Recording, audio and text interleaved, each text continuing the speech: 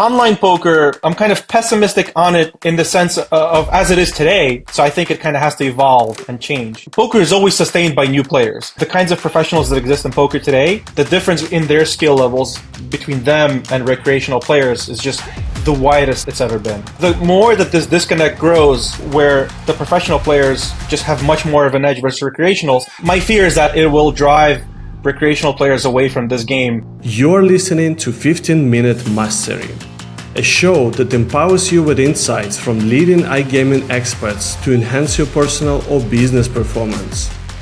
The show is brought to you by the AI-powered data analytics platform Blask and supported by tech-driven affiliate and media company Already Media, Lala Stars, the leading casino partnership program, and Next.io, the world's iGaming community. Hey everyone, and welcome to 15-Minute Mastery. Today, we are deep diving into the world of poker and its place in iGaming. I'm so happy to have Eugene Katchalov with us, a true poker legend and innovative iGaming leader. Eugene was ranked as #1 in the world by Bluff magazine and has since moved his strategic poker skills into the business world. He is here to share his insights on the challenges in poker today and how to overcome them. Welcome, Eugene. Thank you, Dimitri. It's good to be here. Thanks for the invitation. So let's start. I know there is a clear gap that is growing between recreational and the professional players. How this gap evolved over your career and what is driving this change? So I think the gap has certainly grown a lot. I think the thing that's driving this change is really all the tools that are available today that just didn't exist when I was starting out. I mean, when I was starting out, the way we kind of learned poker was just like, by practice, talking with your friends, maybe observing how others playing and trying to figure out what things you can learn from their approach to the game and, utilize those in your own game. So that was kind of just how everyone kind of adapted. Today, the tools are very, very different. Today you have, over the past 10 years or so, I think solvers have become very prominent, all sorts of, technological, like, AI tools, and I just think, and there's also obviously many educational sites that can bring a new player to who's looking to take the game seriously to a fairly high level fairly quickly. So for all these reasons, I think the kinds of professionals that exist in poker today, they're the difference in their skill levels between them and recreational players is just the widest that it's ever been, in my opinion.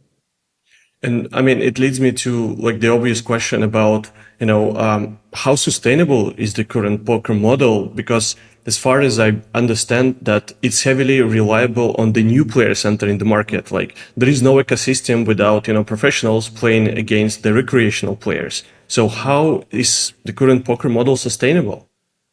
Yeah, I think, I do think that's a big problem because essentially poker is always sustained by new players. And the more that this disconnect grows, in my opinion, where the professional players just have much more of an edge versus recreationals, I think my fear is that it will drive recreational players away from this game. Simply, in a very basic level, the recreational players will get more bang for their buck in other games, whether it's normal casino games or other, poker games or betting sports or whatever it may be.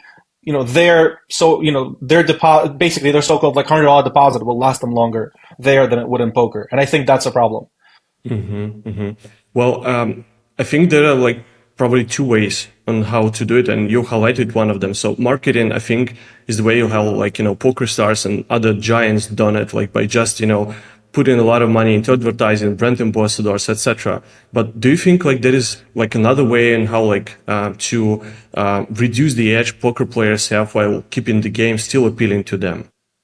I think there's a number of different approaches you can take. The more obvious approach, I think something you're already seeing poker sites doing is implementing just new techniques into the game without necessarily changing the game too much. Because I think when the game is changed too much, it becomes something else, and there's not that much interest to it. But things like bomb pots that I think are pretty popular, or spin and goes, right? Like these are like tools for fast play that are of appeal to recreationals, also because they're not solved yet. So in that sense, it's kind of it's still fun for recreational players.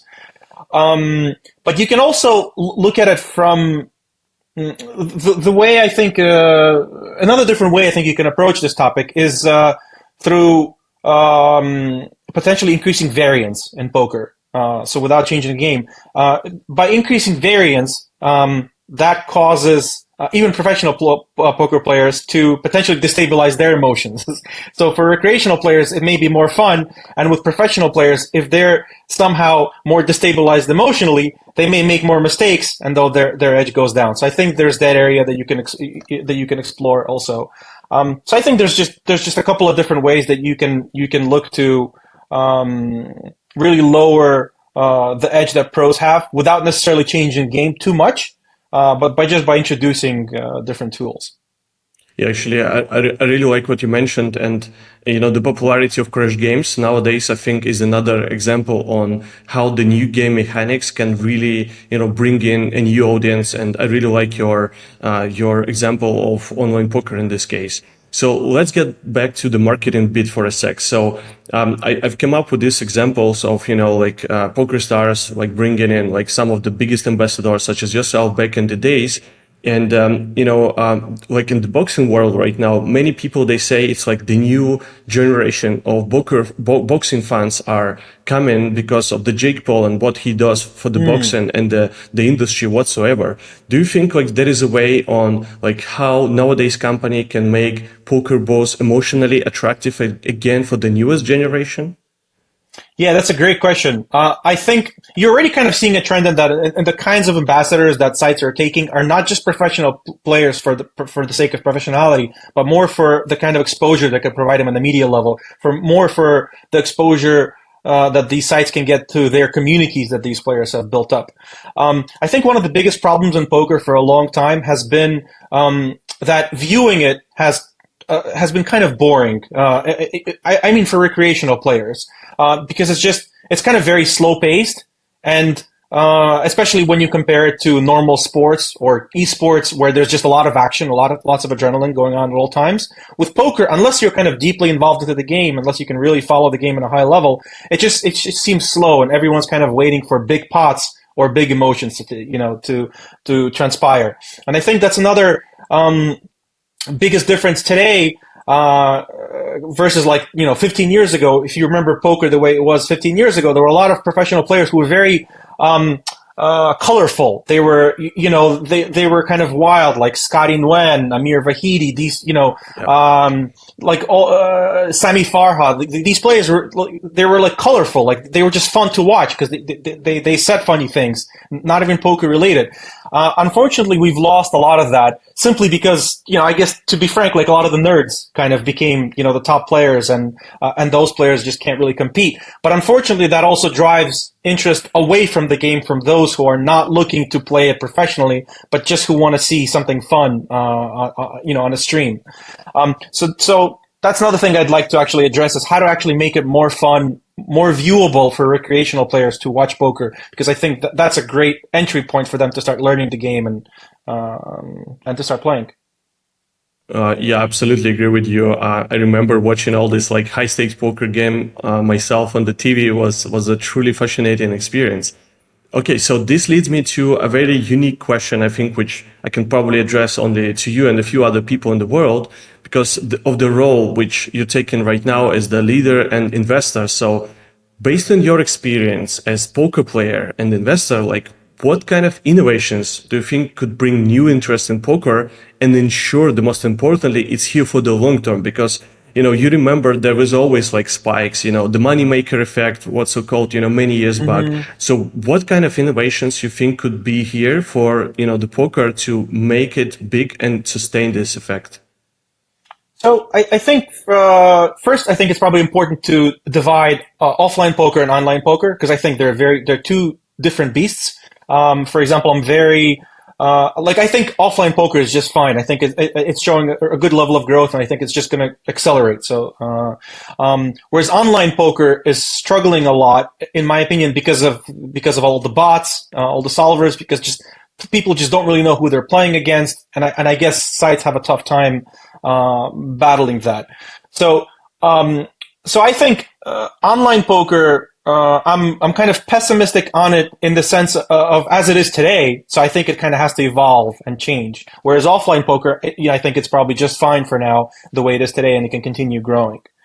So in terms of the actual tools that are needed, I mean, we've kind of touched upon some examples of what's needed. It's just to kind of again bring within balance the difference between the skill of pros and amateurs. It's kind of like if you think of it from like first level principles.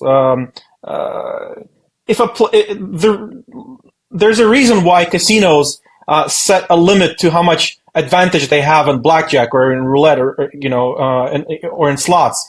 It's because if they set the limit too high, people won't come and play. People need to think that they have a chance to win, or at least some reasonable chance to win. So I think the same exact thing applies to poker. So whatever tools can do that can kind of balance it out again to make that'll make the game more interesting and of appeal. Yeah, I really like it. So you actually touched a very sensitive topic, which I wanted to leave is probably one of the last questions I wanted to touch, because for me, as the ex-poker player myself, the online element became less attractive because of something you mentioned, bots and solvers, because someone who's using it always have the edge against anyone else on the other side of the screen. So like how significant is the issue right now, and what kind of solutions do you see to this problem? I mean, from everything I hear, from a lot of people are complaining about it. So I imagine the problem is pretty bad, and I think honestly, the core reason for the problem is just there's too much incentive to do it. Because with these solvers and with real-time assistant tools, you can get such a big advantage to where you can actually extract enough money to where bad actors essentially are incentivized enough to build these tools and to carry them out. So really, the only way to combat it is actually to to bring down that incentive. Otherwise, if that incentive is not brought down, bad actors will continue innovating and finding ways to cheat. Again, simply because there's just too much incentive. So until you solve that, I don't know how much you can do, really. Right. Do you think there is any like technological way on how this can be done, or it's more like you mentioned on the principle level? Technologically speaking, I would imagine the thing that comes to my mind, the only way you can really battle bots and real-time assistance users is just through statistics. It's just like tracking a player's statistics, and if he deviates too much from what normal player statistics are like, maybe like a second round of checks, but that's probably the only way you can really do it. It's not ideal, but it's probably the only way I can think of. Mm-hmm. All right, got it. And probably the last question from my side for today. So you mentioned the offline poker is growing crazily, and I even saw some numbers of WSOP this year, and this been like the all-time record of the players, guarantees, etc. So what do you think like is the next big move for offline poker? Like what could be the next big thing, or it's just like gonna continue growing organically? Because we discussed what could happen with online, but are there any changes could be possibly coming to the offline poker, or it's just gonna stay the way it is right now? No, I think one of the most exciting things that I've seen is now the acquisition of the World Series of Poker by GG Poker. It makes me think back to the days again of the poker boom. When Moneymaker won, and if you remember, I think it was in 2005 or 2006 when Jamie Gold won. I think it was 2006, and it was the largest main event of all time back then. And the main reason why it was so large was because poker stars and party poker at the time were allowed to bring in their satellite winners, and they brought in like thousands of people into the main event. Then, if you remember, I think in 2007 is when the U.S. prohibited all these things and made it much more difficult, and the numbers dropped significantly. So I think now, with the acquisition by GG Poker of World Series of Poker, I think they're going to be able to drive huge amounts of numbers through online satellites. That's just like on a basic level, but also they have the kinds of resources that the World Series of Poker did not on their own to be able to explore completely kind of parallel verticals with the brand and try completely different things that the World Series was not able to. So I'm very optimistic on offline poker. I think there's going to be all sorts of shows and different experiments that are going to be taking place in the near future with it. As the poker fan, I couldn't be happier about these moves, and what a time to be alive. I absolutely love our conversation. Thank you so much for sharing all of your insights and wisdom. I'm a true fan for many years. Thanks a lot, Eugene, for being with us, and it's been my absolute pleasure. Thank you, Dimitri. It was fun being in the interview. Thanks a lot.